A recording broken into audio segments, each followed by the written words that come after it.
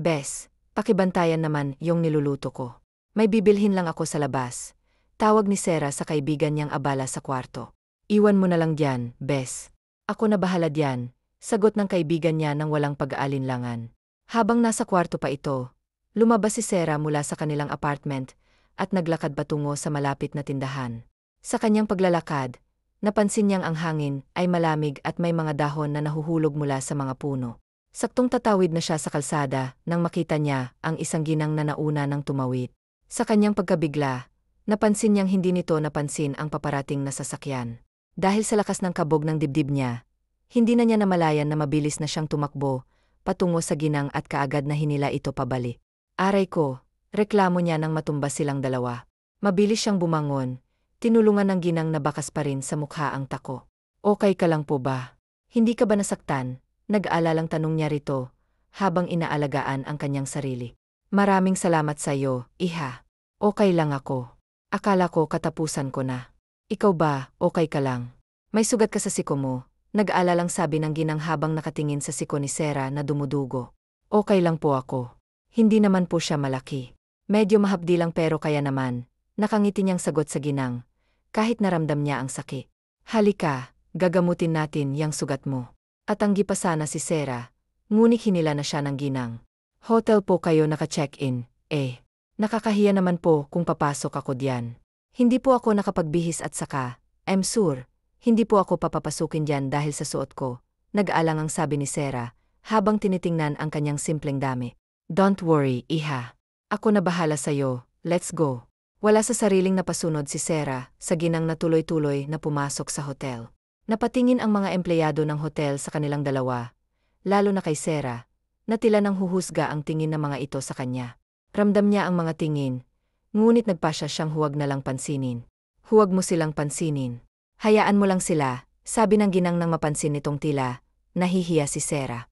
Dinala siya ng ginang sa kanyang kwarto at pinaupo sa malaking sofa na nasa loob nito. Ang laki po ng kwarto niyo. Ikaw lang po ba dito mag-isa? Tanong niya sa ginang, namamangha sa ganda ng lugar. Iha, pero minsan lang pag may kailangan lang akong asikasuhin dito sa hotel na to. Dito na ako tutuloy sa kakapunta ko palang kanina dito. Nakangiting sabi ng ginang, na tila masaya sa presensya ni Sarah. Ganun po ba? Ang yaman mo po pala, dahil may-ari ka pala ng isang hotel. Kimi pang ngumiti si Sarah sa ginang, na tila nahuhulog ang kanyang puso sa kabaitan nito. May kinuha ang ginang at dinala ito sa sofa. Kumpleto sa kagamitan ang kwarto, kaya hindi na siya nahirapan pang maghanap ng gamo. Hindi ako mayaman. Sakto lang na makakain ako at makukuha ang mga gusto namin, nakangiting anya ng ginang. Napaismid si Sarah, hindi dahil sa paggamot nito sa sugat niya, kundi dahil sa sinabi nito. Diyos mio naman, may-ari na ng hotel, sasabihin pang hindi siya mayaman. Mahinang naiiling na lang si Sarah sa ginang. Matapos nitong gamutin ang sugat niya, hindi pa siya nito pinaalis dahil doon na lang daw sila kakain. Magpapahatid ako ng pagkain dito sa loob. Gusto kong samahan mo ako sa pagkain at bawal kang tumanggi, sabi ng ginang na may ngiti sa kanyang mukha. Hindi na nakapagsalita pa si Sarah nang may tinawagan ang ginang. Ilang sandali lamang, dumating na ang pagkain nilang dalawa. Amoy na amoy ang masarap na luto. May boyfriend ka na ba, iha? Basag ng ginang sa katahimikan nilang dalawa habang abala sila sa pagkain. Hindi ka agad nakasagot si Sarah. Naku, wala po. Saka ayoko pong magkaroon ng boyfriend, sakit lang po sila sa ulo Nakangiti niyang sagot, subalit sa kabila ng kanyang ngiti, may bahid ng katotohanan ang kanyang mga salita. Kung ganoon, ipakasal kita sa nag-iisa kong anak, para makabayad ako sa pagliligtas mo sa buhay ko. Nakangiting anya ng ginang. Biglang nabilaukan si Sarah sa kinakain niya, sa hindi inaasahang pahayag ng ginang. Ang hilig niyo po palang magbiro, nakangiti niyang ani, ngunit sa loob-loob niya, naguguluhan siya. Hindi ako nagbibiro, iha. Gusto kong ikaw ang magiging asawa ng anak ko, bago ako mawala sa mundong to. Nakatitig si Sarah sa ginang, hindi makapaniwala sa sinasabi nito, habang may tipid ng ngiti sa kanyang labi. Parang ang mundo niya ay huminto sa mga salitang iyon. Nang makauwi si Sarah sa kanilang apartment, saka lang siya nakahinga na maluwag, ramdam ang bigat ng mga pangako sa kanyang puso. Babaita, saan ka nang galing? Kanina pa kitang hinihintay Lumamig na lang yung pagkain, hindi ka pa rin dumarating. Reklamo ng kaibigan niyang si Reyna. Diyan lang sa labas. Pasensya na kung natagalan, pangangatwiran niya, ngunit sa kanyang tono ay may halong pag-aalala. What the heck? Anong nangyari diyan sa siko mo? Tarantang tanong ni Reyna, na tila nag-aalala sa kanyang kalagayan. Wala to. Malayo to sa bituka, sagot ni Sarah, subalit sa kanyang mga mata ay may bakas ng sakit. My goodness. Ano ba kasing nangyari? Sabihin mo na nga sa akin, pamimilit ni Reyna, na hindi mapakali. Walang nagawa si Sarah, kundi ang sabihin ang totoo sa kaibigan. Maliban sa tungkol sa gusto siyang ipakasal ng ginang sa anak nito. Mabuti na lang at ayos ka lang. Ngay. Salamat sa pag-aalala, sagot ni Sarah, naramdam ang sinseridad ng kaibigan. Siyempre, kaibigan kita, no? Kaya dapat lang mag-alala ako, sabi ni Reyna, na may ngiti sa labi. Salamat, Reyna. Nagkayayaan ang magkaibigan bago sila naghiwalay. O siya, aalis na ako. Kumain ka na lang diyan ha. Nauna na akong kumain, paalam ni Reyna. Sedge, gutom na ako eh. Okay lang, kumain na rin naman ako. Mag-iingat ka. Kumaway si Reyna sa kanya bago ito umalis. Nakasandal si Sarah sa kanilang hindi kalakihang sofa. Inaalala ang mga sinabi ng ginang. Gusto kong bago mawala ang buhay ko, makita ko munang ikasal ka sa anak ko. Iha, alam kong ikaw ang nararapat para sa kanya. Napapikit si Sarah nang maalala ang ginang. May ibinigay itong calling card sa kanya.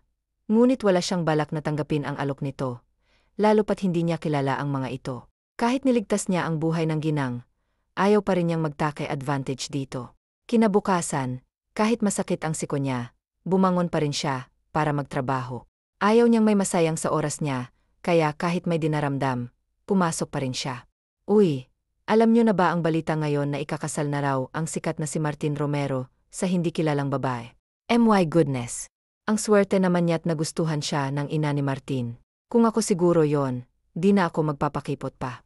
Siyempre, hindi lang naman mayaman si Martin, ang gwapo rin nito at isang sikat na ani ng kasama niyang si Rina sa trabaho. Naiiling na lang si Sarah habang nakikinig sa mga ito. Ilala niya tuloy ang ginang. Hay, tumigil ka nga, Sea. As if namang ikaw ang tinutukoy ng mga yon. Assuming ka naiiling na lang si Sarah sa naisip niya. Uwian na, tumayo na si Sarah para sana umalis. Ngunit pagharap niya, nabangga niya ang isang bagay kaya napadaing siya, dahil sa sakit. Are you blind, miss? Para hindi mo ako makita. Napataas ng tingin si Sarah, dahil sa sinabi ng lalaki. Sa tingin mo ba, nandito ako ngayon kung hindi ako nakakakita? Bulag ka rin ba? Balik na tanong niya sa lalaki. Puno ng gali. Kasi ako, hindi eh. Kitang-kita ko nga, yung masamang ugali mo sa katawan. Hindi porke gwapo ka ay respeto na kita. Kasalanan mo kung bakit tayo, nagkabangga, dahil ikaw ang bulag. Kita mong nakatayo ako rito sagot ng lalaki, na hindi nagpakita ng kahit anong paggalang. Bakit ka nandyan sa likod ko? Puna ni Sarah sa lalaki, habang ang ibang mga empleyado ay nagkatinginan. Natatakot para kay Sarah, dahil kilala nila kung sinong lalaking kausap ng dalaga. Magsorry ka sa akin dahil ikaw ang may kasalanan dito, utos ng lalaki, na walang ibang tao kundi si Martin Romero. What? And who the hell are you para utusan akong magsorry sa'yo? May diing tanong ni Sarah, na tila hindi natatakot kahit kanino. Pinasadahan siya ng tingin ni Martin mula ulo hanggang paa. Kahit ang buo mong pagkatao, kaya kong bilhin, dahil ang mga katulad mo ay kilalang kilala ko na, bulong ng lalaki kay Sarah.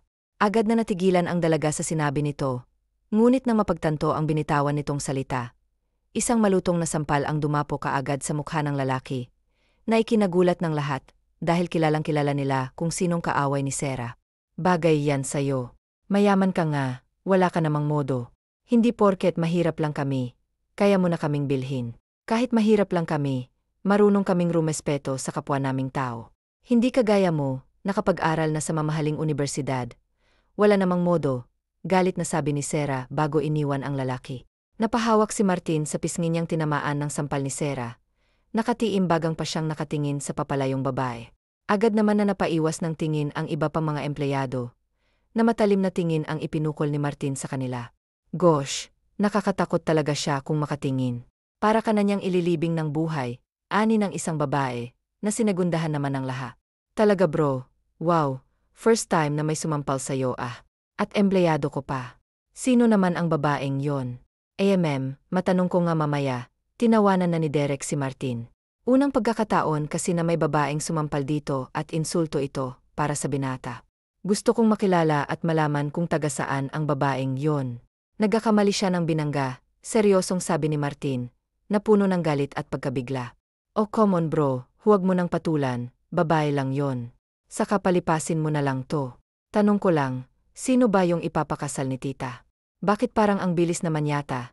Naguguluhan si Derek sa pasya ng kanyang tita. Don't mind that stupid thing. Hindi ako magpapakasal kung sino man ang babaeng nagustuhan niya, para sa akin. Wala akong panahon sa mga babae. Libre ka ba? Baka pwedeng samahan mo naman ako sa bar?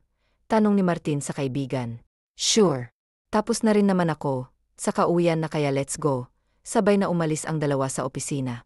Ang kaninang maingay na mga empleyado ay biglang natahimik nang makita nila ang seryosong mukha ng dalawa. Good be Sir Derek, sabi ng isang empleyado. Tumango lang si Derek sa babae, at walang lingon-likod na lumabas ng kumpanya. Pagdating nila sa bar, kaagad na nag-order ang dalawa. Nakailang lagok na ng alak si Martin nang magsalita ito. May contact ka pa ba kay Deo? Tukoy ni Martin sa kaibigan nilang isang private investigator. Naman, bakit? May ipapagawa ka? Tanong ni Derek, na nagtataka sa intensyon ng kaibigan. Gusto kong malaman kung sinong babaeng nautos si Mommy para pakasalan ko siya.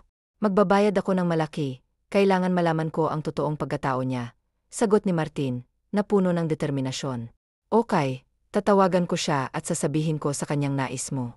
Thanks bro, sagot ni Derek, na nag-alala sa sitwasyon ng kaibigan. Matapos makainom ng 2 bote, nagpa siya nang umuwi ang dalawa. Pagdating ni Martin sa bahay nila, ang ina kaagad ang hinanap niya. Sir, nasa kwarto na niya si Madam. Masama kasi ang pakiramdam noon kanina, kaya hindi na lang muna namin inistorbo. Salubong sa kanya ng katulong. Okay, sagot niya sa katulong. Ngunit sa kanyang isipan ay nag-alala siya. Nakatayo siya sa harap ng pinto ng kanyang ina, gustong makausap ito. Ngunit sa sinabi ng katulong, bumalik na lang siya sa kwarto niya. Dahil sa pagkahilo, kaagad na nakatulog ang binata. Kinabukasan, pagkagising niya, bumaba kaagad siya sa kusina, dahil kumakalam ang sikmura niya. Gumising na ba si Mommy? Tanong niya sa katulong habang umupo siya sa center table at nagtitimpla ng kape. Sir, hindi pa rin po gumigising si Mommy. Kanina pa namin siya hinihintay, hindi naman niya gawain ang hindi gumising ng maaga. Sagot ng katulong, na puno ng pag-aalala.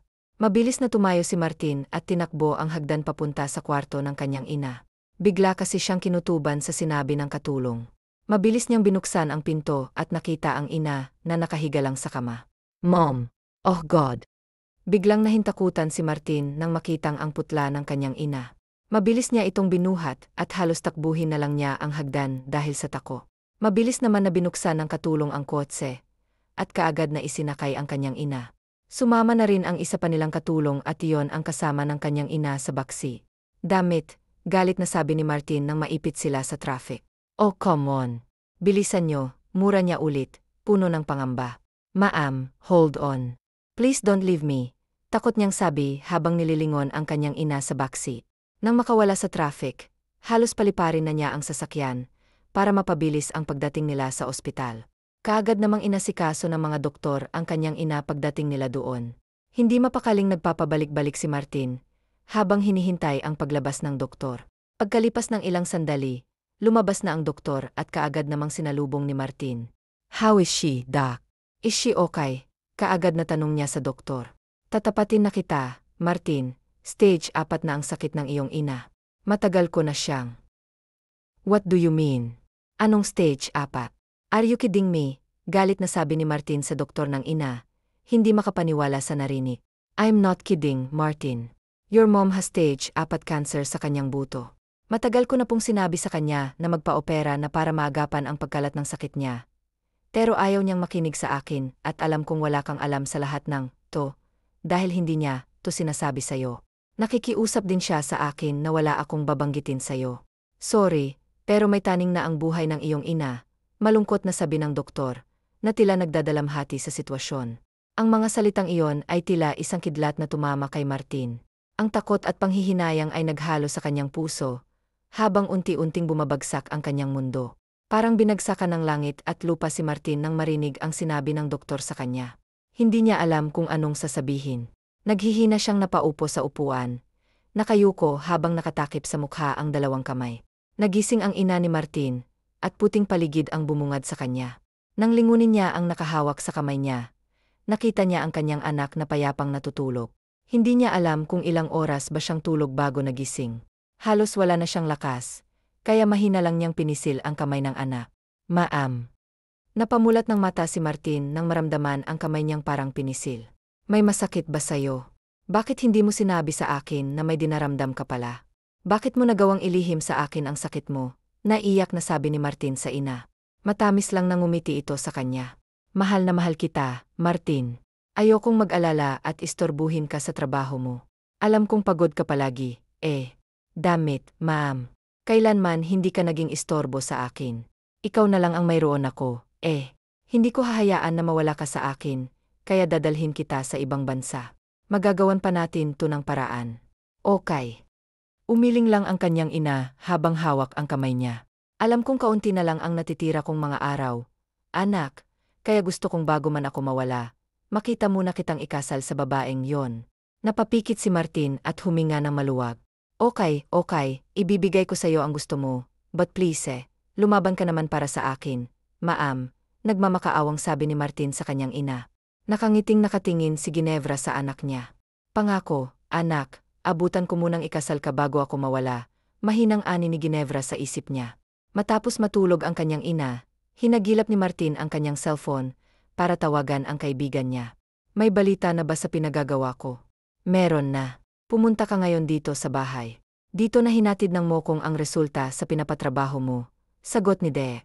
Matapos patayin ang tawag, inabutan niya muna ang ina sa kaibigan nilang doktor para makuha ang resulta sa inutos niya. Nandiyan ang lahat ng impormasyon na gusto mo. At alam mo ba kung anong nakakagula? Ang babaeng nagligtas kay Titanong muntik na siyang masagasaan malapit sa hotel nyo, at ang babaeng sumampal sa'yo ay isa.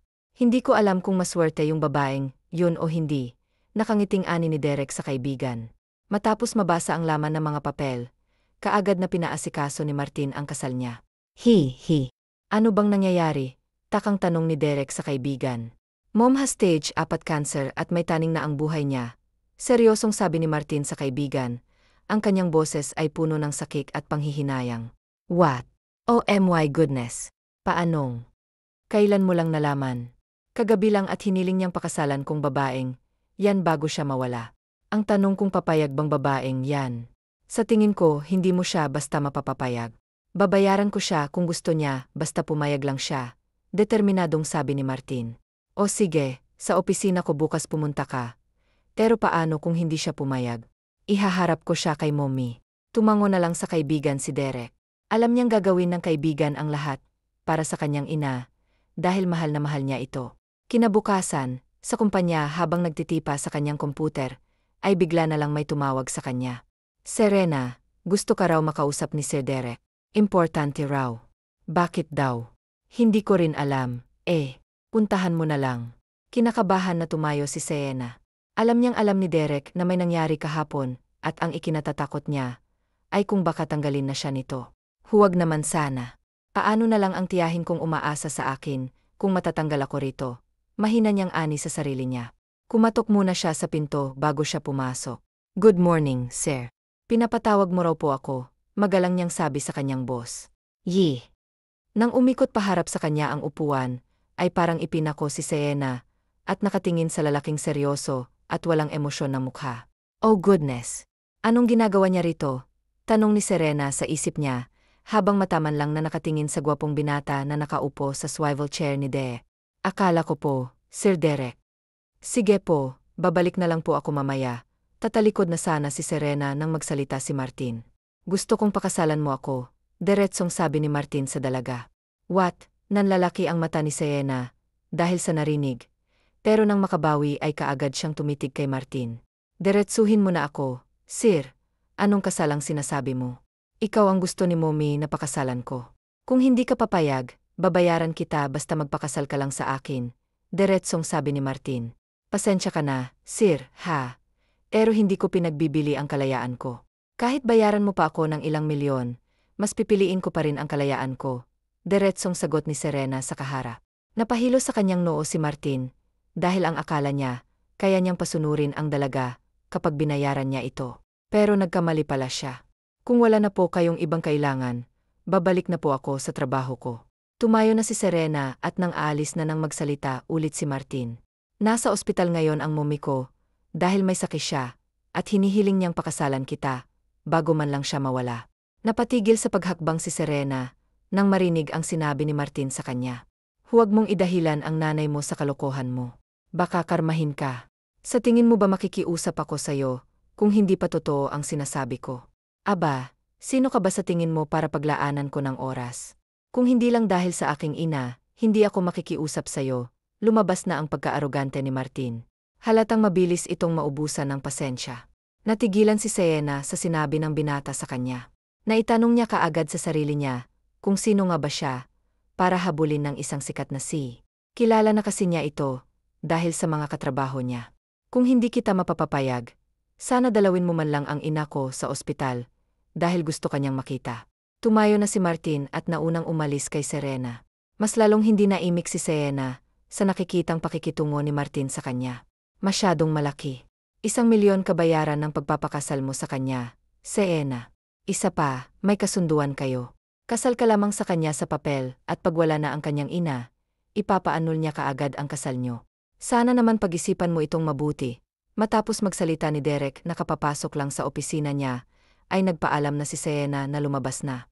Nakaupo sa kanyang upuan si Serena, habang lutang ang isip niya. Hindi siya makapaniwalang napahilot sa sentido niya. Naghihinala na siya kung sinong ina ni Martin, pero gusto niya pa ring makasigurado. Sobrang sikat mo naman, Serena, kung makakapag-asawa ka ng si. Bukod sa makalaglag panting kagwapuhan nito, mayaman pa, sabi ng kabilang bahagi ng isip niya. Agad na naihilamos ito ay kaagad niya itong tinawagan. Hello, sino po sila? Kaagad na ibinaba ni Serena ang tawag ng hindi ang babaeng kausap niya sa hotel ang sumagot. Kinakabahan din siya, kaya minabuti niyang huwag na lang tumawag uli. Gusto kong maging asawa ka ng anak ko, iha. Ang tinig ng ginang ang nagpapabalik-balik sa tenga ni Serena. Imposible namang siya yon. Ang lakas pa kaya niya nung magkausap kami hay. Kung ano-ano na lang ang pumapasok sa isip ko makaluto na nga lang. Matapos magluto ng hapunan ay kaagad na siyang kumain. Wala si Reyna kaya siya lang mag-isa. Matapos hugasan ang pinagkainan niya, ay natulog siya kinalimutan na ang mga bumabagabag sa isip niya. Kinabukasan sa ospital ay nagkagulo ang mga doktor, at nagsitakbuhan ang mga nurse papunta sa isang kwarto. Wala sa sariling napasunod naman si Serena doon. Wala sa isip niyang pumunta ng ospital. Pero nang maisip niya ang sinabi ni Martin sa kanya, kinabukasan ay kaagad siyang nagpasyang pumunta na lang doon. What are you doing here? Hindi nakagalaw si Serena sa kinatatayuan niya nang marinig ang malamig na boses ng tao sa likuran niya. Gusto ko lang makasiguro na nagsasabi ka ng totoo. Think nagsisinungaling lang ako. Ay hindi naman sa ganon, pangangatwiran niya. Magsasalita pa sana siya nang hilahin siya ni Martin papasok sa kwarto ng kanyang ina. Hindi makapaniwalang nakatingin si Serena sa ginang na nasa hospital bed. Sobrang payat na nito. Mabilis na nag-iba ang itsura nito, kahit ilang araw pa lang na hindi niya ito nakita. Anong sakit ang meron siya? Bakit ganon lang kadali na bumagsak ang katawan niya? Seryoso niyang tanong sa binata. Bone cancer ang sakit niya, at may taning na ang buhay niya. Hindi ko isusugal ang sarili kong kaligayahan, para lang sa walang kabuluhan. Ngayong nakita mo na ang kalagayan ng aking ina, sana mag-iba na ang isip mo at tumayag na sa gusto ko.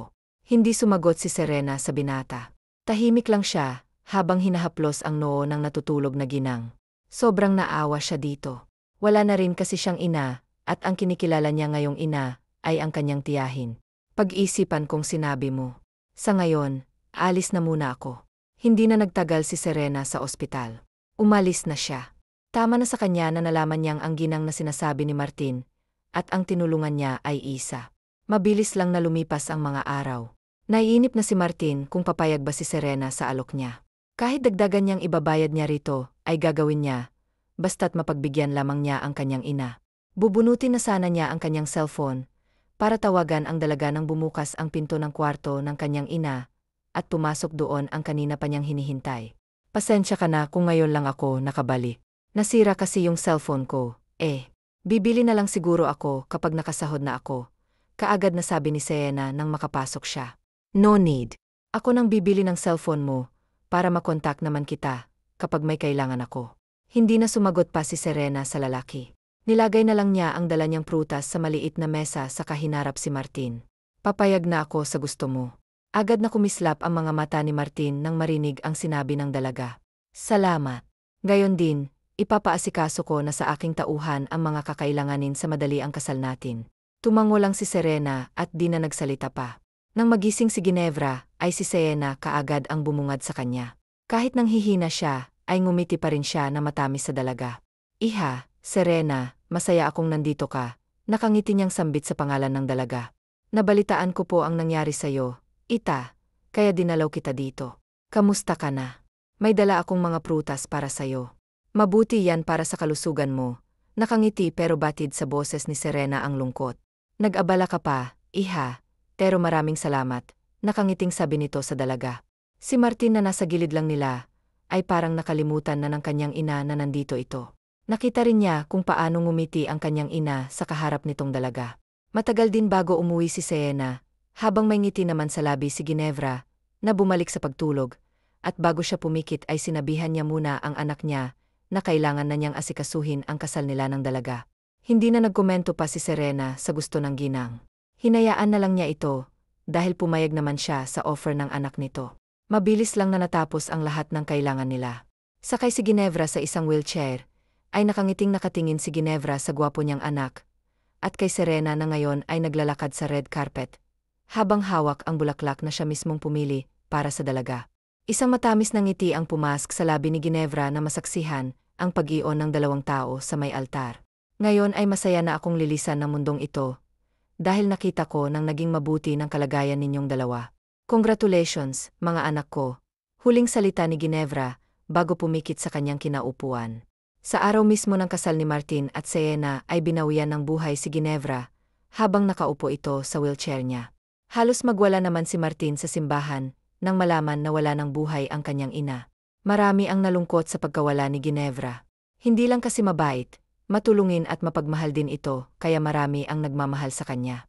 Sobrang sakit ang nararamdaman ni Martin habang nakatingin sa inang nasa loob na ng kabaong.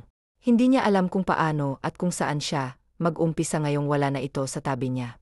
I miss you, ma'am. I love you. Ang sakit ng naging regalo mo sa akin. Ikaw ang may gusto nito, pero iwan mo rin pala ako kaagad. Umiyak na sabi ni Martin. Nakakabaklaman sa isang lalaki ang umiyak, pero pagdating sa kanyang ina, hindi niya mapigilan na tumulo ang mga luha niya. Bro, pahinga ka na lang muna. Ilang araw ka nang walang tulog. Tingnan mo nga yung sarili mo sa salamin. Akala mo ba matutuwa si tita na naging ganyan ka sa pagkawala niya? Kung buhay lang yun siguradong binubungangaan ka na naman noon. Kausap ni Derek sa kaibigan niya. Isa siya sa nalungkot nang mawala si Ginevra. Malaki rin kasi ang naitulong nito sa kanya. Hayaan mo muna ako bro. Ilang araw na lang ay hindi ko na makikita pa ang aking ina. Gusto ko lang sulitin ang araw na nakikita ko pa siya. Mahinang anya ni Martin. Kung ayaw mong magpahinga, kahit kumain ka man lang kahit konti. Where is she? Tukoy ni Martin kay Serena. Pinagpahinga ko muna siya, dahil tulad mo, wala rin siyang saktong tulog. Napabuntong hininga si Martin, habang itinatak sa mukha niya ang kanyang kamay. Anong plano mo ngayon? Gusto ko munang ipalibing si Mommy sa kako, na asikasuhin ang tungkol sa aming dalawa. O sige, ikaw ang bahala.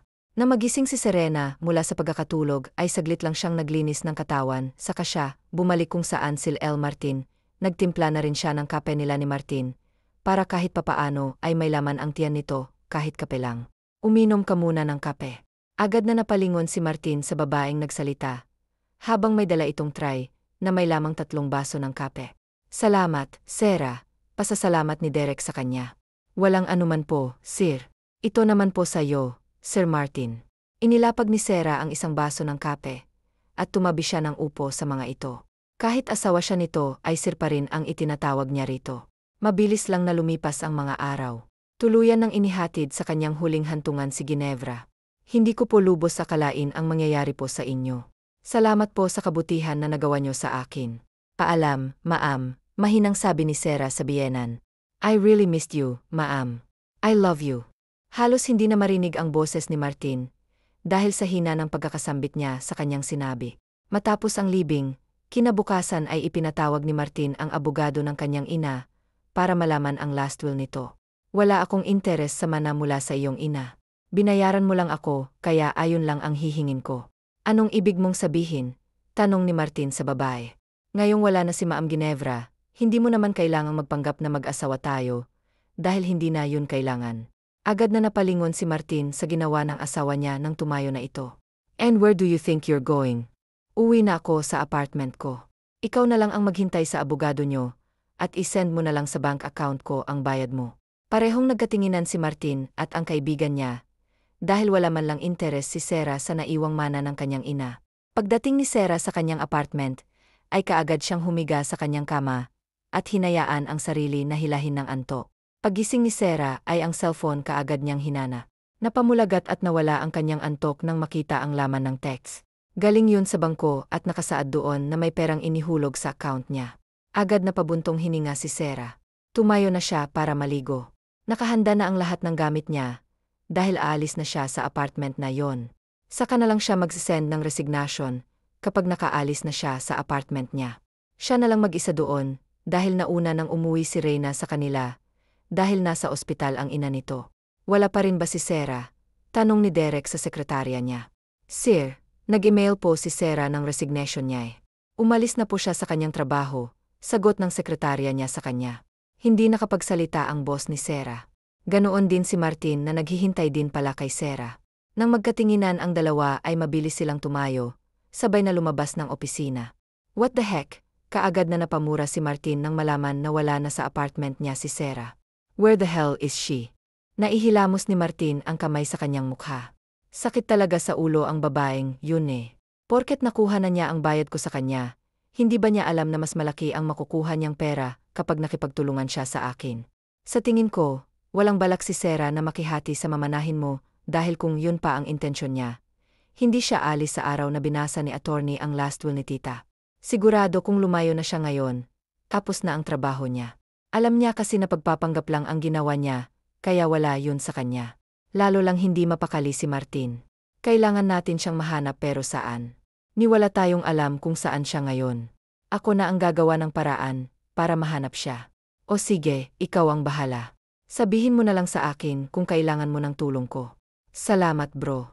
Walang anuman, para na rin kitang kapatid kaya sa abot na makakaya ko, tutulungan kita. Umalis na ang dalawa sa apartment ni Sarah, at bumalik na sila sa kani-kanilang kumpanya. Sa lugar kung saan naroroon si Sarah, ay masaya siyang sinalubong ng tiyahin niya. Sea, aba, ikaw na ba yan? Masayang sabi ng tiyahin niya sa kanya. Opo, tiyang, ako po to. Miss na miss ko na po kayo. Naku, ikaw talagang bata ka. Bakit ngayon ka lang umuwi ha? Natawa na lang si Sarah nang hampasin siya ng tiyahin ng walis. Ang sarap mo talagang mahalin, iyang, sinasaktan mo ako eh. Biro niya sa ginang.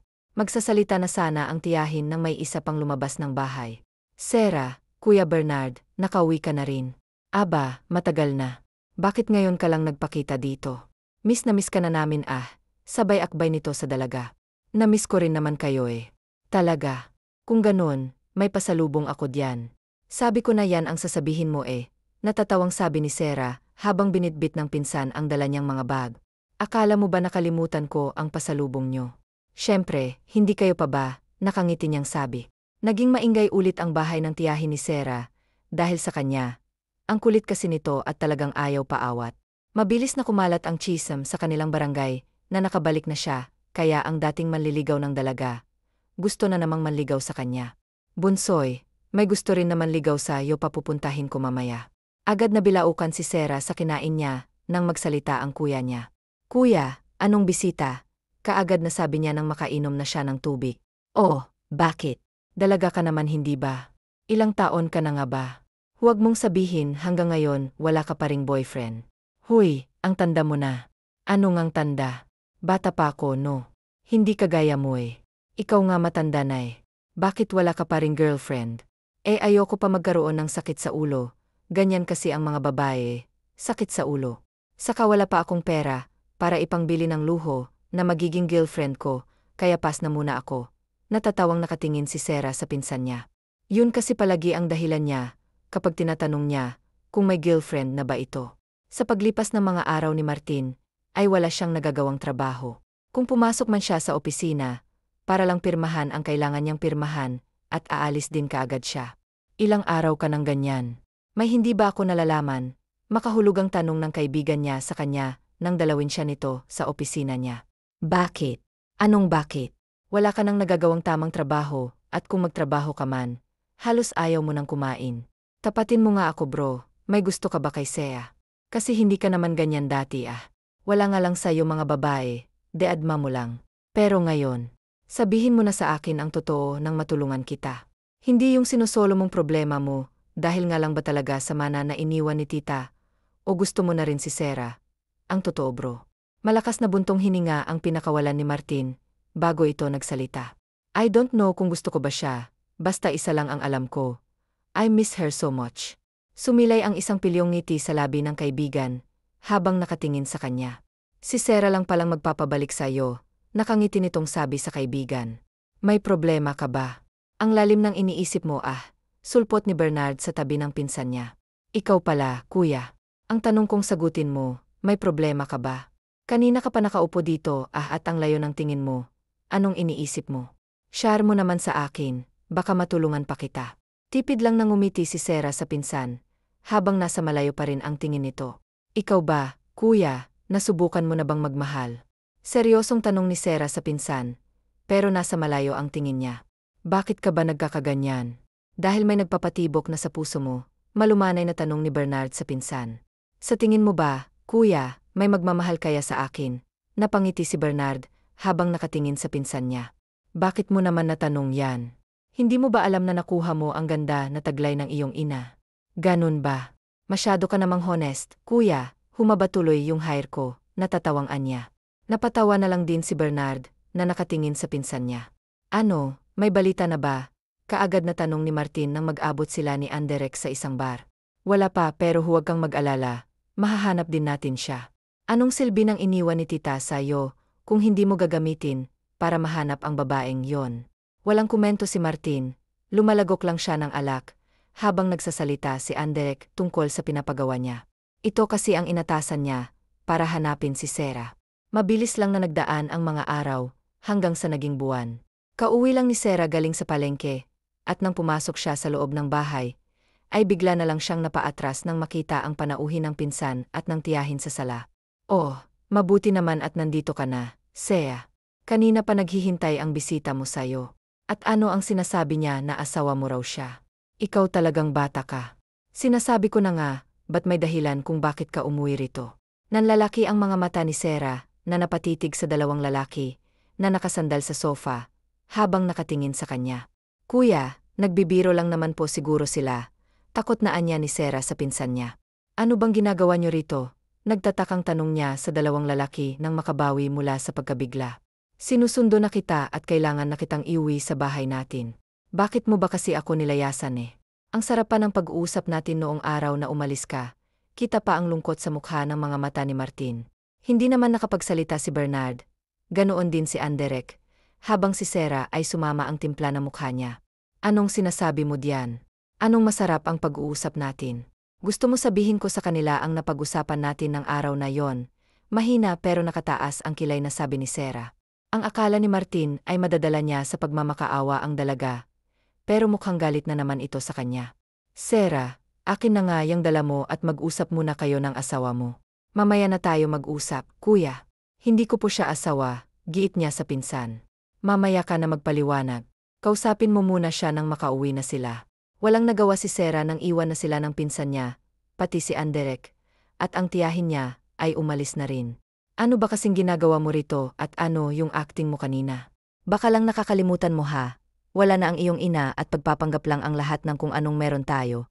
Hinahon na ani ni Sarah, pero sa loob niya ay gusto na niyang magwala dahil sa kilik. Akalain mo ba naman na hinanap palaga siya nito? Bulyeway. I'm telling the truth, I'm your husband at kahit napilitan ka lang at ako, legal pa rin ang kasal na yon. Kung maghihiwalay na tayo, matapang na sabi ni Sarah, kahit ang totoo ay nasasaktan siya, sa kung anuman ang binitawan niyang salita. No. Anong no? Anong no ang pinagsasabi mo diyan? Nagtatakang tanong ni Sarah sa asawa. Ako ang magdedesisyon kung kailan tayo maghihiwalay at kung hindi ko sasabihin na maghihiwalay tayo. Wala kang magagawa kung hindi ang maging asawa ko. Pagsilbihan ako at ipagluto ng pagkain ko sa ayaw at sa gusto mo. Aba, anong akala mo sa akin, maid mo, Muntik nang maibuga ni Anderek ang kinakain niya, habang si Bernard naman ay naiiling na lang na nakikinig sa maingay niyang pinsan. Nasa kusina lang sila, pero rinig niya ang pagtaas ng boses ni Sarah, dahil sa kagustuhan ni Martin. Walang nagawa si Sarah, kung hindi ang sumama dito pabalik ng Maynila. Pero bago yon kinausap muna siya ng pinsan na tiyahin nito. Naalala pa niya ang ginawang sermon sa kanya ni Bernard, at nang tiyahin niya, bago siya nakaalis. Are you okay? Nag-aalalang tanong ni Martin sa asawa nang makitang tahimik lang ito. Hanggang kailan natin to gagawin? Tanong ni Sarah habang nasa labas ang tingin niya. Gusto sanang sabihin ni Martin dito na hanggang sa magustuhan siya nito. Pero hindi niya kayang sabihin dito kung anuman ang nararamdaman niya. Nakarating sila sa malaking bahay. Ganoon pa rin si Sarah, wala pa rin siyang kibo nang bumaba ng sasakyan, at nang inilibot niya ang paningin niya sa paligid. Kita niyang magandang hardin, kung saan may mga magagandang bulaklak ang nandoon. Alam niyang tanim, yun ang ina ng asawa niya. Nang maalala ang ginang ay napabuntong hininga na lang siya. Let's go sa loob. Sumunod si Sarah sa asawa niya, dahil sa ayaw at sa gusto niya. Doon pa rin naman ang punta niya. Gutom ka na ba? Nagpaluto na ako sa katulong ng pagkain at nakahain na ito sa mesa. Malumanay na sabi ni Martin. Pwede bang mabihis muna ako? Tila tinablan pa ng hiya si Sarah sa harap ng asawa niya. Sure. Sasamahan na kita sa kwarto. Sumunod si Sarah sa asawa niya papunta sa taas. Nang makarating sila doon, ay huminto sila sa isang malaking pinto. Ito na ba ang magiging kwarto ko? Tanong niya na makapasok na siya sa loob. Sobrang lawak kasi ng kwarto at ang ganda pa ng design sa loob noon. Yes, this is our room. What? Isa lang tayo ng kwarto. Yes, is there a problem? Pero hindi ba pwedeng sa kabilang kwarto na lang ako? Marami naman sigurong kwarto diyan available. Hindi naman siguro kailangang magkasama tayo sa isang kwarto. No, you're my wife kaya kung nasaan ako, doon ka rin. And no buts, hindi ako tumatanggap ng hindi. Kaya mag-shower ka na bago pa lumamig ang pagkain. Parang bata na sumunod si Sarah sa asawa niya. Pagkatapos niyang maligo ay nagbihis na rin siya. Dahil may dala naman siyang damit sa loob ng banyo. You're done. Bahagyang tumango si Sarah habang nakatingin si Martin sa kanya. May problema ba? May dumi ba sa mukha ko? Takang tanong ni Sarah. Nothing, let's go. Nauna nang naglakad si Martin, habang si Sarah nagtatakang nakatingin sa lalaking nagmamadaling lumabas ng pinto. Naiiling na sumunod siya rito.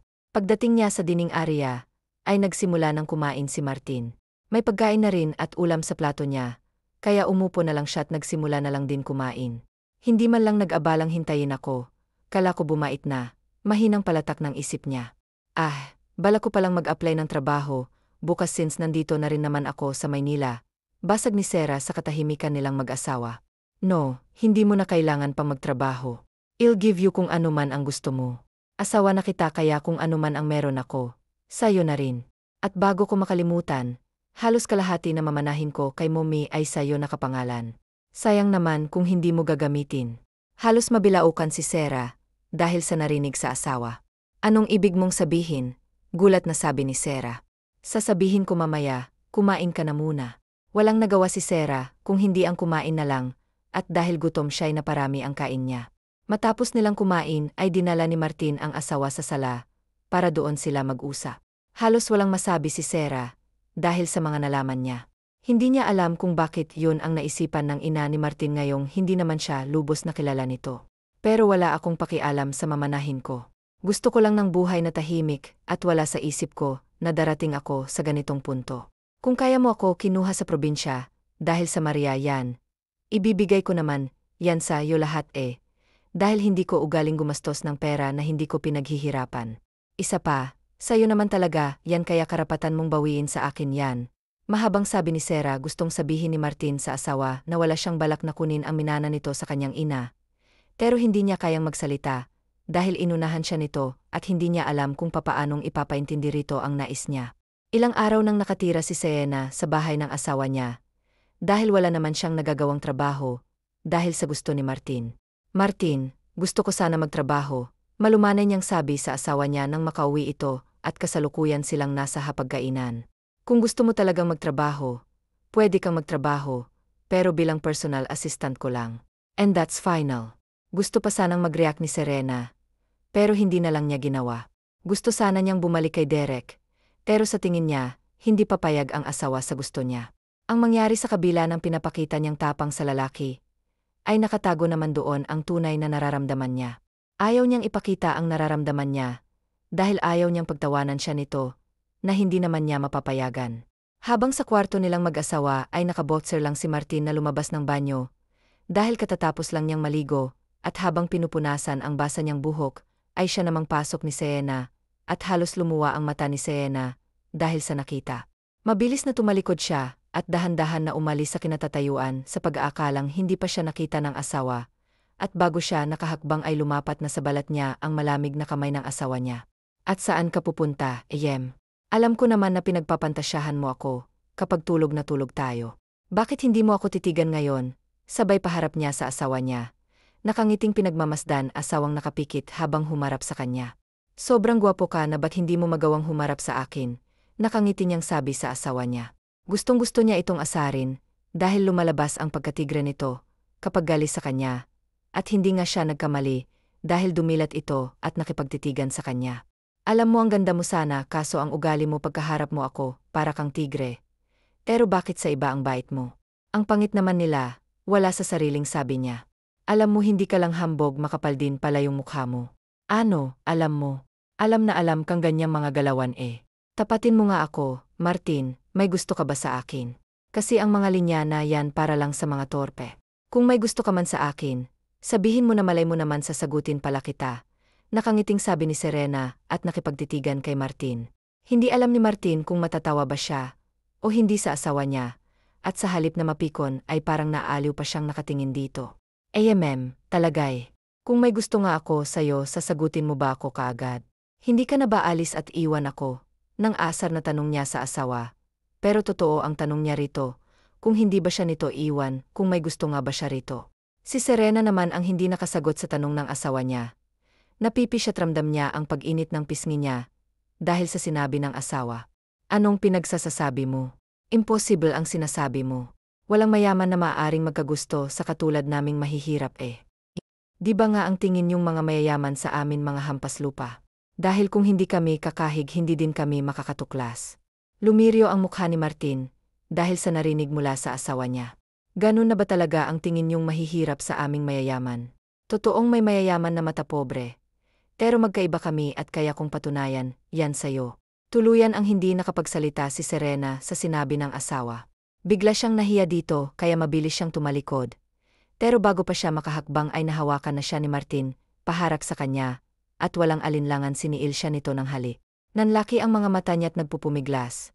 Pero sadyang malakas si Martin, dahil hindi siya hinayaan nito na makawala hanggang sa kusa niya ng tugunin ang masuyong halik ng asawa. Nagising si Serena. Kinabukasan nang tumatama ang sikat ng araw sa mukha niya na nagmumula sa bintanang nakabukas. Shocks! Bakit ang sakit ng balakang? Napatigil sa pagsasalita si Serena nang maalala ang ginawa nila ng asawa niya. Agad na nag-init ang pisngi niya at mabilis na nagtalukbong ng kumot nang may mga yapak siyang narinig mula sa labas ng pinto. Breakfast is ready. I know nagising ka na, sabay kuha niya sa kumot na ginamit ni Serena pang talukbong. Don't be say, wife. Asawa mo ako kaya come on. Bumangon ka na para mapaliguan na kita. Sa halip na bumangon ay mas lalo pang nagtalukbong si Sienna ng kumot para hindi siya makita ng asawa niya. Sobrang hiya kasi ang nararamdaman niya. Kahit ito ang first time niya, nahihiya pa rin siya dahil hindi man lang siya tumanggi. Ang bilis mo naman kasing bumigay. Pakipot ka pa gustong-gusto mo naman ang ginagawa niya. Sabi ng kabilang bahagi ng isip niya. Kaya mas lalong nag-init ang pisngi niya. Dahil sa naisip, at dahil hindi siya mapilit ng asawa, ay mas minabuti ni Martin na buhati na lang si Sienna sa banyo, dahil lumalamig na ang hinanda niyang pagkain. Anong ginagawa mo? Bitawan mo ako. Naglulumikot na sabi ni Serena kamalikot. Baka mahulog ka sa sahig, sita ni Martin sa asawa niya. Dahil sa sinabi ni Martin ay hindi na naglumikot pa si Serena. Takot lang niyang mahulog sa sahig, at nang makapasok na sila sa loob, ay saka palang kinuha ni Martin ang kumot na ibinalot ni Sienna sa katawan niya, pero pinigilan to ni Sienna. Tumalikod ka, utos ni Serena sa asawa niya. Ngayon ka pa ba mahihiya sa akin? Nakita ko na lahat yan kagabi kaya. Mabilis na tinakpan ni Serena ang bibig ng asawa niya, at dahil sa ginawa niya, ay nahulog sa sahig ang kumot na nakabalot sa katawan niya. Nanlaki ang mga mata niyang nakatingin kay Martin, at para hindi siya mahiya ay mabilis siyang yakap ni Martin, Para hindi nito makita ang pagngiti niya, dahil hindi mapigilan ng sarili, ay gumapang ang kamay ni Martin sa katawan ni Serena, na kaagad namang ikinainit niya, at nang maglapat ang labi nilang mag-asawa, ay tuluyan nang nawala sa sarili si Serena. "Thank you. I love you." Mahina ang pagkakabigkas ni Martin sa huli niyang sinabi, para hindi ito marinig ni Serena. Matapos niyang paliguan ng asawa, sabay na silang lumabas ng kwarto. "Let's eat." Nakangiting aya ni Martin sa asawa niya. Ito na ang naglagay ng pagkain sa plato niya, at pinaupo siya ng maayos. Natapos isang breakfast ng dalawa na tahimik lang si Serena. Lihim niyang pinakikiramdaman ang asawa niya, pero parang nag-iba na ito. "May problema ba?" Nagtatakang tanong ni Martin sa asawa. "Bakit? Parang ang bait mo yata ngayon." Hindi na niya napigilan pang magtanong dito. Lahat naman ng tao pwedeng magbago kung kailan niya gusto. "Di ba, pero bakit parang biglaan naman yata?" Takang tanong pa rin ni Serena. Nakangiti lang na hinaplos ni Martin ang mukha ng asawa niya.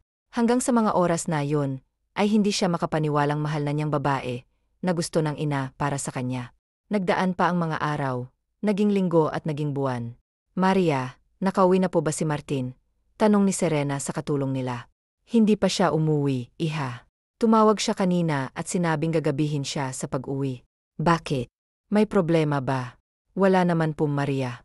Nagtatanong lang." Tinalikuran na niya ang hindi na ito muli pang kinausap. "Anong nangyari daon? Bakit parang binagsakan ng langit ang mukha nun?" Nagtatakang tanong ng isa pang katulong sa kanilang mayordoma. "Lumalabas na naman ang pagkatsismosa mo sa Molena, ha? Bumalik ka na sa trabaho, mo't baka mabato kang pakitiran o naman." "Siyempre nakikiupo ako sa buhay ng mga amo natin." Mahina nitong bulong sa mayordoma, kaya aon tinamaan tuloy ito sa hawak ng ginang na walis. Maria naman, reklamo kaagad nito. "Ano? Gusto mo ulitin ko pa?" Napakamot na lang sa kanyang ulo si Lena, at iniwan ng mayordoma sa sala samantalang sa kinaroroon na ni Martin, ay nakangiti niyang pinagmamasdan ang pinaasa, at para umamin dito sa kung anuman ang tunay niyang nararamdaman dito. Gusto niyang maging memorable ang unang date nila ng asawa niya, dahil napaka-special nito sa kanya, at hindi niya hahayaan na makawala pa ito sa pagkakatali nito sa kanya. Sa kwarto naman nila si Serena, ay hindi siya mapakali. Gusto niyang makita si Martin at makausap, pero ayaw naman ang isip niya, hanggang sa may kumatok na sa kwarto nila. "Iha, gising ka pa ba?" Tanong ng mayordoma sa labas ng pinto. "Bakit, Maria?" Wala sa mood niyang tanong rito.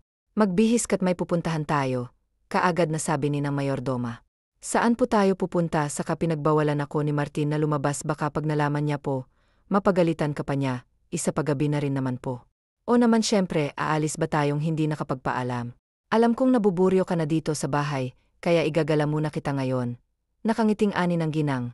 "Pero inaantok pa po ako, Maria, gusto ko pa talagang matulog antok niyang sabi sa ginang. "Mamaya na ang tulog mo, ihatsak na magagandahan ka sa pupuntahan natin." Pangungumbinsin nito sa babae. Mabuti na lang at nadali niya ito kaagad. Pagkapasok ni Serena sa kwarto nila, ay mabilis na tinawagan ng mayordoma ang alaga niya, at sinabing pumayag ang asawa niya, kaya malaki ang ngiting napasipa si Martin sa semento. "Salamat, Maria, basta alam mo na ang lugar na, hahihintayin ko kayo rito." "O siya, sisisig na ako ng bahala sa asawa mo." Pinatay na ng mayordoma ang cellphone, at kaagad na siyang bumaba sa sala. Pagkababa ni Serena ay napamangha pa ang mayordoma, kay Serena ang ganda kasi nito sa suot niyang puting dress na talaga namang bumagay sa balat niya.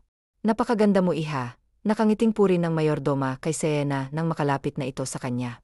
"Si Maria talaga, binobola pa ako." Nahihiyang ani nito sa ginang. "Totoo ang sinasabi ko at mas lalo pang may in love sa'yo ang alaga ko, kapag nakita kanya ngayon." Mahina na ang kanyang huling sinabi, dahil baka marinig pa ng babae ang sinabi niya. "May sinasabi ka ba, Maria?" "Naku, wala, iha, kaya halika na dahil naghihintay na sa atin ang driver natin."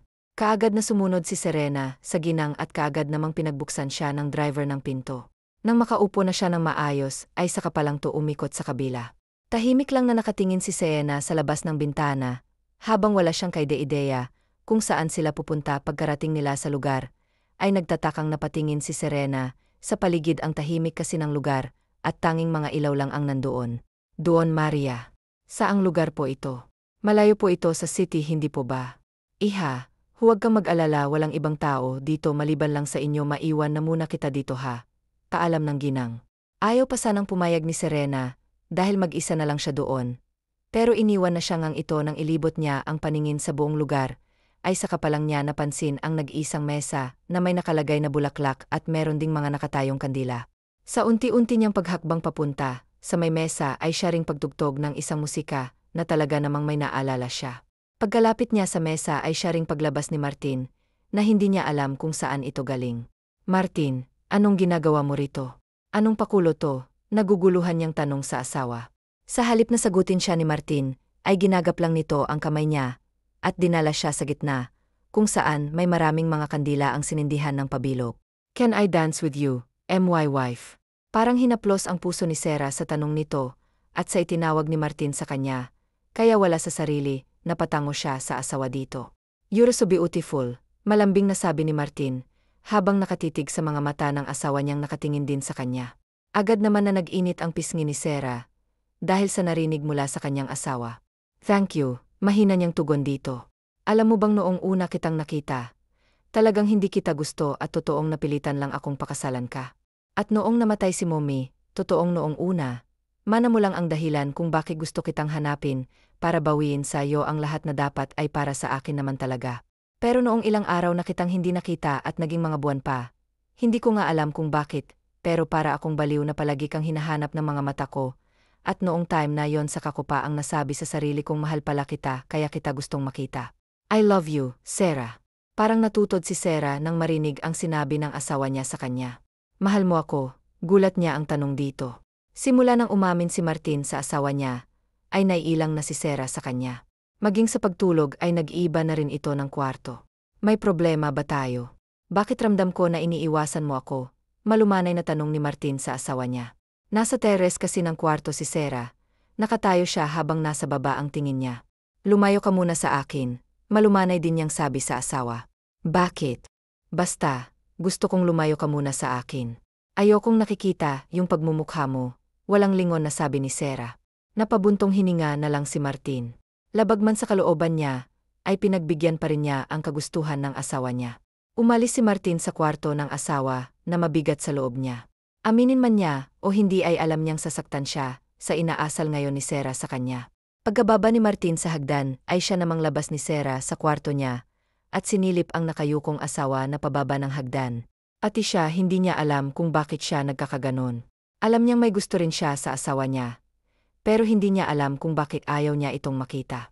Pag wala naman si Martin sa kanilang bahay, ay panay ang hanap at tanong niya kung kailan ito uwi. May problema ba kayo ng asawa mo? Iho, bakit bihira ko na lang siyang nakikita? Kapag wala ka panay naman ang tanong niya, nagtatakang tanong ng mayordoma. Ano po? Anong sinasabi mo, Maria? Totoo ang sinasabi ko. Pag wala ka palagi kanyang tinatanong kung umuwi ka na ba. Minsan nga naiisip ko kung buntis ba yang asawa mo.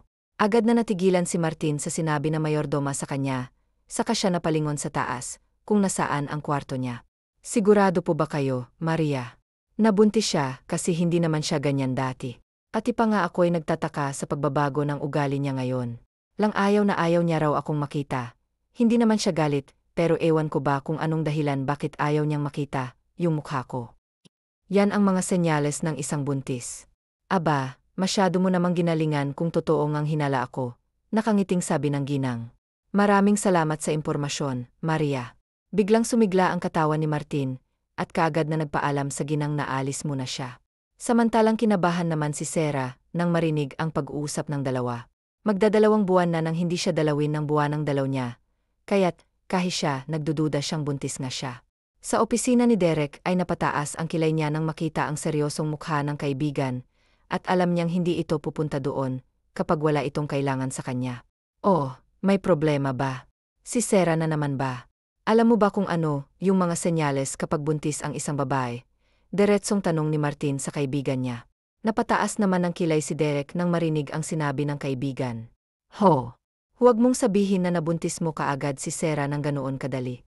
Aba, hanga na talaga ako sa iyo ah. Ang bilis mo rin talagang kumilos. Nakangiti nitong panunukso sa kaibigan niya. Ano namang akala mo sa akin? Mahina para hindi makabuo kaagad. Proud na sabi ni Martin sabay ngiti sa kaibigan. Kumalatak si Derek at naiiling na nakatingin sa kaibigan na malaki ang ngiting nakatingin sa kanya. Matagal bago natapos sa pag-uusap ang magkaibigan. Nang makitang gumagabi na ay sabay nang lumabas ng kumpanya ni Derek ang dalawa. Paano? Tuloy na ang pagiging ninong ko niyan ha. Wala nang bawian. May magagawa pa ba ako? Walang lingon na sabi ni Martin, habang dumiretsong sumakay sa sasakyan niya. Naiiling na sumakay na lang din si Derek sa kotse niya. Habang nasa biyahe, hindi maiwasan ni Martin na mapangiti sa tuwing may isip niyang buntis nga ang asawa niya. Ngayon pa lang ay excited na siyang masilayan ang sanggol niya. Pagdating ni Martin sa kanilang bahay, ay kaagad na si Sarah ang hinanap niya. Nang malaman na nagkukulong na naman ito sa kwarto niya, ay doon na siya dumiretso. Wife, malumanay niyang tawag sa asawa niya. Pero walang tugon si Sarah, kaya nagpasya siyang pumasok na lang. Pagbukas niya ng pinto ay nakaupo ang asawa niya, habang naluluhang nakatingin sa kanya. What happened? Blie, why are you crying? Nag-alala niyang tanong rito. Saan ka ba nanggaling? Bakit ngayon ka lang? Umiyak niyang tanong sa kanyang asawa. May pinuntahan lang ako kaya ako natagalan. Pag-aalo niya sa kanyang asawa at kaagad niya itong nyaka. Ano bang problema? Pwede mo namang sabihin sa akin eh. Tanong uli ni Martin kay Sarah, pero sa halip na sagutin ay sumiksik lang ito sa dibdib niya. Marahang hinaplos ni Martin ang buhok ng asawa at magaan na hinalikan na mabangong buhok nito. I love you, wife. Mahinang bulong ni Martin dito, pero wala pa rin siyang natatanggap na sagot, kaya napabuntong hininga na lang siya habang nasa ulo ng asawa niya ang kanyang kamay. Nang maramdaman ni Martin na bumigat na ang paghinga ng kanyang asawa, ay alam niyang tulog na ito, kaya dahan-dahan niya itong pinahiga sa braso niya sa kanya ito inayos ng higa sa kama. Nagising si Sarah mula sa pagkakatulog dahil sa gutom, kumalam ng husto ang tiyan niya. Gusto niyang kumain ng mangga, kahit hating gabi na ay bumangon pa rin siya, para humanap ng mangga sa kusina. Pagdating niya doon sa sala ay kita niya ang taong nakaupo doon, habang humihikab, at kahit inaantok ay nakatuon pa rin ang mga mata nito sa kaharap niyang laptop. Martin, mahina niyang tawag sa pangalan ng asawa niya, na kaagad namang ikinalingon ni Martin sa kanya. Wife, mabuti naman at gising ka na. Gutom ka na ba? Ipaghahanda kita ng pagkain mo. Anong gusto mong kainin? Kaagad na tanong ni Martin sa asawa nang makalapit ito sa kanya. Gusto ko ng mangga, walang alinlangan niyang sabi. Okay, let's go to the kitchen. Nauna nang naglakad si Sarah. Matapos patayin ang laptop ay sumunod na rin kaagad si Martin sa asawa niya, at inakay siya pababa ng hagdan. Pagdating sa kusina ay pinaghila siya ng upuan ng asawa, at pinaupo siya doon. Stay here, ako nang kukuha ng pagkain mo. Gusto ko ng mangga, ayoko ng kanin, nakangusong sabi ni Sarah. No, if you're not gonna eat rice, hindi ka rin kakain ng mangga. Pananakot ni Martin sa asawa niya. Nanubo umiyak pero kaagad na hinalikan ni Martin ang mga mata nito. Don't see why, wife. Kahit konting kanin lang ang kainin mo, basta may laman lang ang tiyan mo, okay. Wala nang nagawa pa si Sarah nang si Martin na mismo ang nagpakain sa kanya. Ayaw man niyang sinusubuan siya wala siyang choice, dahil hindi siya makakakain ng mangga, kung hindi siya sumang-ayon sa gusto nito. Very good. Now it's time to eat the mango. Kanina pa kasi nakabalat na mangga si Martin, at nakalagay na rin ito sa isang mangkok. Nalagyan na rin ito ng suka, asukal at toyo. Halos tumulo ang laway ni Sarah nang makita ang manggang kanina pa niya gustong-gustong kainin.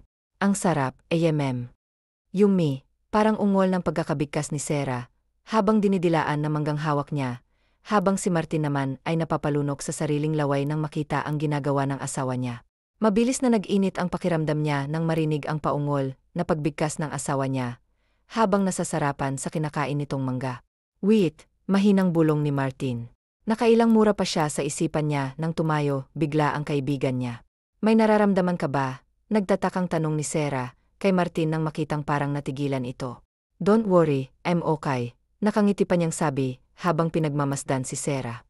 Tumango-tango na lang si Sarah at nagpatuloy na sa pagkain. Nakalipas ang maraming mga buwan, malaki na ang tiyan ni Sarah. Mula nang malaman ni Martin na buntis nga ang asawa niya, ay todo alaga na siya rito, at dala ng ipinagbubuntis nito ang magiging selosa niya, kaya't kahit na sinong babae ang nakikita niyang kasama ng asawa niya, ay pinapagalitan niya. Imani, pakiayos ang lahat ng to. Tukoy niya sa mga papeles at kailangan bukas ay tapos na yan, paalala ni Martin sa sekretarya niya.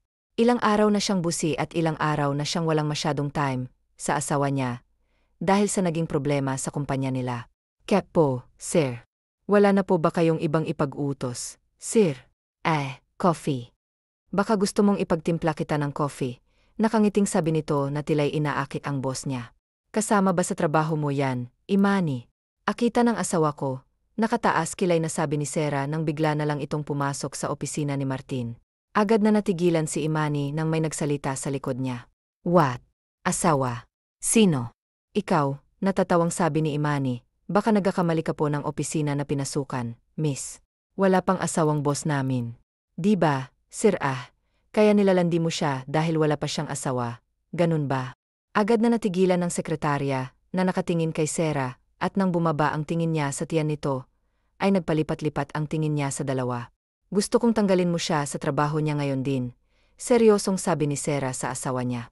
Napalunok naman ang sariling laway ang sekretarya nang marinig ang utos ng buntis na babae. Wife, ang hirap maghanap ng sekretarya ngayon at... ganun ba? Mahirap maghanap ng sekretarya, pero hindi mahirap